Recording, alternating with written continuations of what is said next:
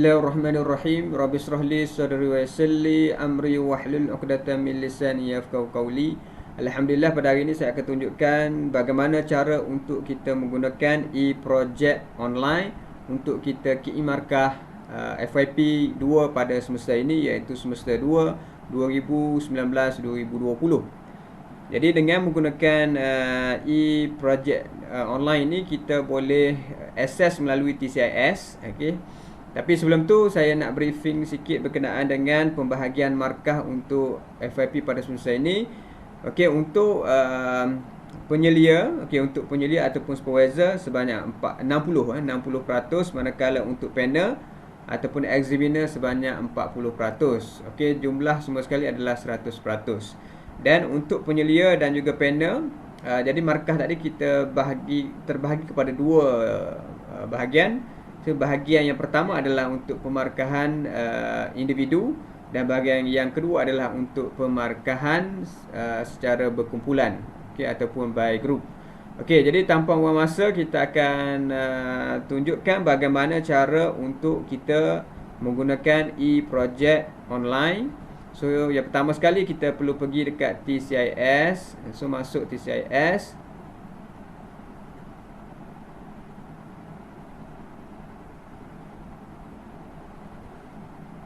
Okey.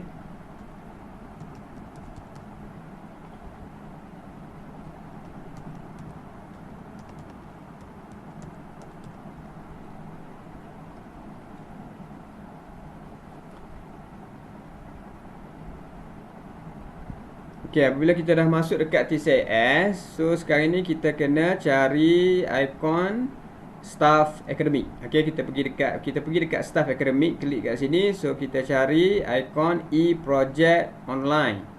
So klik kat sini, dia akan ada menu, 3 menu kat sini. So kita pilih menu yang terakhir, iaitu penilaian e-project online. Klik kat sini. Kemudian kita masukkan, kita pergi dekat sini, input ni kita masukkan kita punya sesi, iaitu sesi 2019-2020 semester 2. So, bila kita dah pilih sesi, dia akan keluarkan senarai nama pelajar anda kita lah, yang perlu kita nilai. Okey, iaitu ada dua jenis pelajar kat sini. Yang pertamanya adalah pelajar anda kita, iaitu kita sebagai penyelia. Dan dekat bawah ni, selepas daripada pelajar anda kita supervise, okey, kita sebagai penyelia, dia akan ada kita sebagai panel penilai ataupun examiner lah. Okey, semua sekali dekat sini. Okey, jadi dekat sini ada perubahan sedikit lah, ada penambahbaikan. Okey, kita boleh ucapkan terima kasih lah kepada Encik Syahrir daripada PTM kerana telah membangunkan sistem ini, yang mana dia telah mengambil kira kumpulan. Kalau sebelum ni tidak ada kan, macam mana kalau kita nak KI markah by group tu kena KI satu-satu, tapi sekarang ni tak perlu. Sekarang ni kita dah groupkan dia kepada kumpulan. So kat sini nampak, kat sini kita ada nombor kumpulan KA29. Okey, untuk markah by group tu kita KI sekali saja. Okey, tak perlu kita KI setiap individu lah, setiap ahli kumpulan tu tak perlu. Kita KI satu saja, so dia akan masuk semua. Okey, jadi jadi kat sini ada maklumat dia. Kat sini ada tajuk FYP dan juga maklumat pelajar. Contohnya macam mana kita nak isi markah. So kita pergi kepada jenis yang pertama, iaitu kita sebagai penyelia. So senang saja, kita pergi dekat nama pelajar ni, kita double klik. So dia akan keluar. So dia akan keluar dekat sini borang penilaian. Okey, borang penilaian rubrik lah. So ada nama pelajar dan juga tajuk. So dekat sini, okey, dia akan ada, okey, kita fokus kepada dia punya rubrik. So dekat sini dia ada penilaian individual assessment dan juga group assessment. Okey, jadi contohnya dekat sini, okey, untuk individu logbook dan juga interview, manakala untuk group assessment final report. Okey, jadi kat sini kita cuba masukkan dahulu, kita test. So katakan kita masuk kat sini semua 5, kita masukkan semua sekali 5. So ini skala dia 1 hingga 5 saja, skala pemarkahan. Okey, katakan saya masukkan semuanya 5 kat sini, masukkan 5. Okey, group pun saya masukkan 5. Okey, jadi 60 lah. Okey, yang ni untuk supervisor markah penuh yang 60. Okey. Kemudian okey, jangan lupa scroll ini sebab kebanyakan ada dia kebanyakan okey, tuan-tuan dan puan-puan dia tak scroll kat sini kan. Jadi apabila tak scroll, so kita ada termiss lah kat sini. Okey, termiss kita punya rubrik. Jadi markah pun akan jadi kurang. Okey, untuk mengelakkan daripada ni, pastikan scroll. Okey, kemudian dekat bawah ni kita boleh komen dan juga kat sini penting. Ini dia punya pengesahan ni kita kena tukar kepada ya. Sah, kemudian kita pun keluar. Okey, apabila kita keluar, okey, markah untuk kumpulan KA29 ini kita dah key in sekali dengan yang ahli yang lain, iaitu untuk KA29 markah untuk by group 30 dan 30 lagi adalah untuk individu. Okey. Jadi kita dah key in semua. Okey, contohnya kita nak kita masuk pula yang ahli yang kedua daripada kumpulan 29 ni. Okey, jadi dekat sini dia dah key in dah untuk group assessment dah key in siap-siap. Okey, maknanya untuk yang group ni kalau kita dah assign, kita dah key in untuk pelajar yang pertama, so pelajar 2 dan 3 tak perlu key in lagi dah.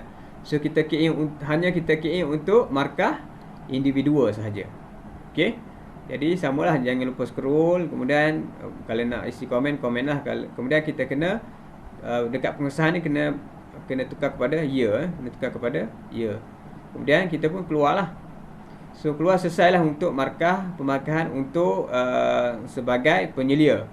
So kita pergi dekat, kita tengok contoh untuk kita sebagai penilai. Penilai sama juga. Okey, double klik dekat sini, dekat pelajar tu. Okey, kemudian kita key in lah. Contohnya kat sini untuk individu ni presentation lah. Kemudian untuk group assessment, okey, project innovation, technical paper. So contohnya saya masukkan penuh lah 5 semua. Kita nak tengok dapat 40 ke tak. Okey.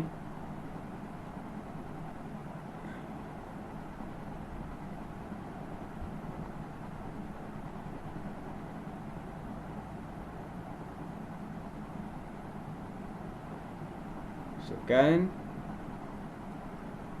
Okey, jangan lupa scroll sebelah tepi tu. Okey, takut ada yang tertinggal. Jadi sebab itulah penting kita kena tahu markah untuk keseluruhan.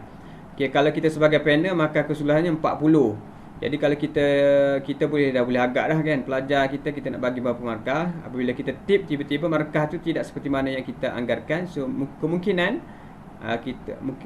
ada yang kita tak tick, yang tertinggal. Okey. So jangan lupa scrollkan ni. Scroll sampai habis. So jadi markah 40. Okey, jadi okey. Kemudian kita kena pergi kat pengesahan, buat ya, kemudian keluar. Jadi kita pergi tengok markah dekat sini.